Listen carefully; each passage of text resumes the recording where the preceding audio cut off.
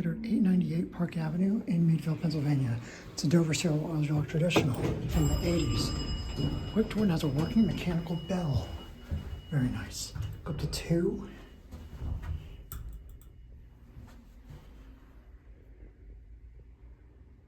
Door checks a little bit closer it up.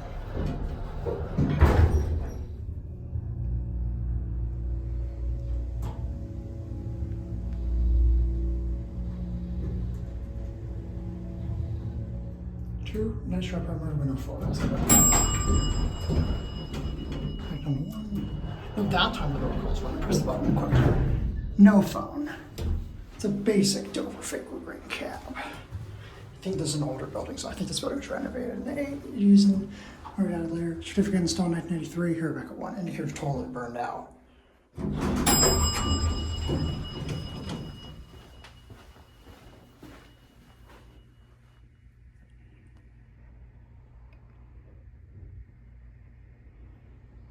Your president's gonna be